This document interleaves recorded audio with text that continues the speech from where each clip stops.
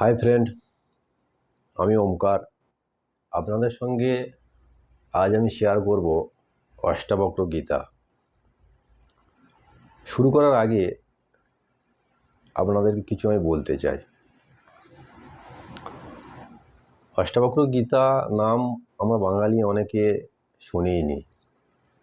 আমরা সবাই ভগবদ গীতা নাম শুনেছি, পড়েছি।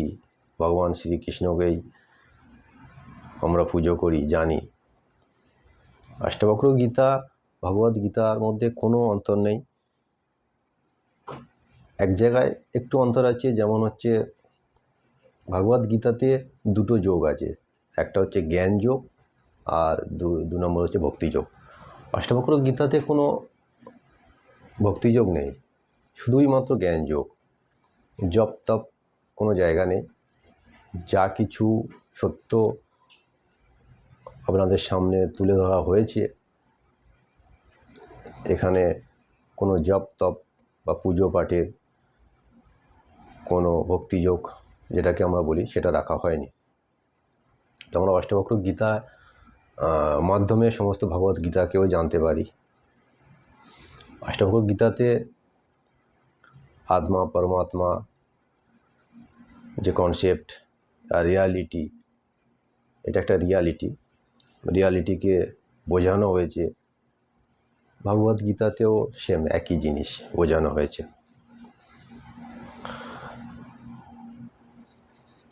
আমরা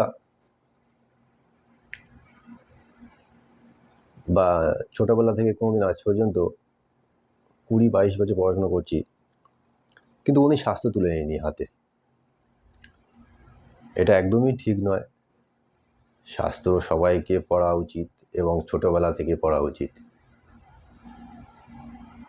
যদি একটা কোশ্চেন আপনাদের হয়তো মনে জাগতে পারে যে শাস্ত্র কেন পড়ব, তো আপনাদেরকে একটু বলি। শাস্ত্রের মূল সিদ্ধান্ত, এই যে জগৎ বিশ্ব আমরা দেখছি, এখানে আমরা সবাই এটাকেই সত্য বলে মনে করি যে আমরা জন্মাই, ফের মারা যায়। এই যে জন্ম মৃত্যু কন্টিনিউ হতে চলেছে, আর একদিন যে জন্মেছে সে একদিন মারা যাবে। আর আমরা এই জন্ম মৃত্যুর যে মায়াতে পড়ে থাকি, কিন্তু এটা সত্য নয়। আমরা হিন্দু ধর্মের মানুষ, আমাদের শাস্ত্রের মূল কনসেপ্ট হচ্ছে জন্ম মৃত্যুর পার চলে যাওয়া। তো আবার জন্ম মৃত্যুর পার আপনারা যেতে চান, তো আমার সঙ্গে অষ্টাবক্র গীতাকে আপনাদের বুঝতে হবে। আর যেমন আমরা ছোটোবেলা থেকে সুখ দুঃখের চক্করে ভুগতে থাকি, যেমন আজকের সুখ তো কিছুক্ষণ পরে আবার দুঃখ। তো এই সুখ দুঃখের এই যে চক্রাকার আকারে জীবনে ঘুরছে, এই সুখ দুঃখের চক্রাকার থেকে বাইরে যাওয়া কি সম্ভব? তো সনাতন ধর্ম শাস্ত্র অনুসার একদমই সম্ভব, আর এটাই শাস্ত্রের মূল উদ্দেশ্য।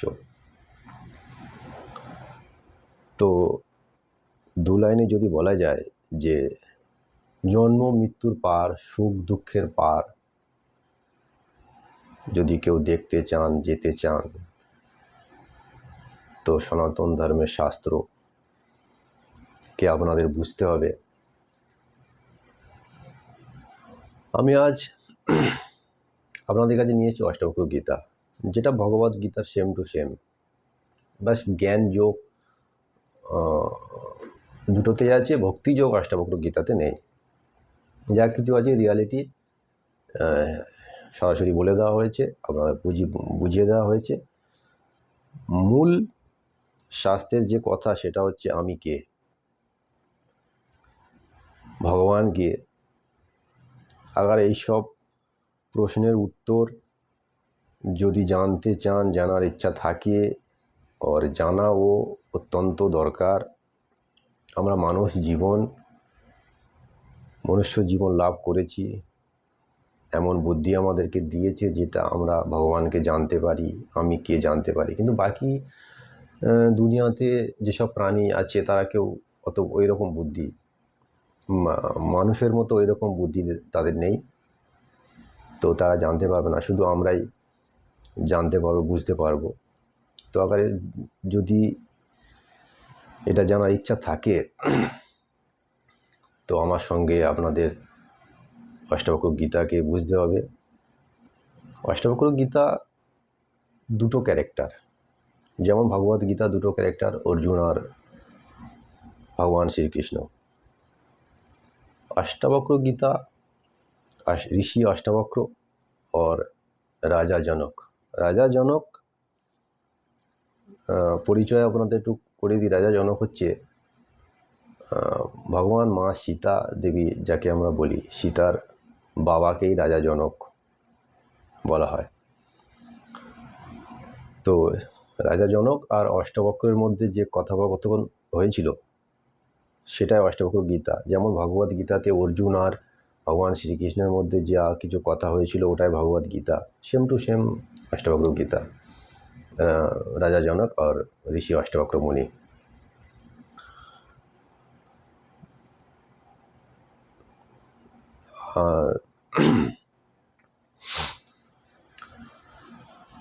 अष्टावक्र गीतार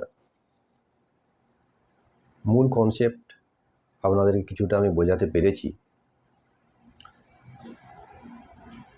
আর আপনারা যদি একটা শান্ত মন নিয়ে আমার কথাগুলি শোনেন তাহলে আত্মা কি, ভগবান কে, সব কিছু বুঝতে পারবেন, জানতে পারবেন, এই সত্যিটা দেখতে পারবেন যেটা আমি দেখছি।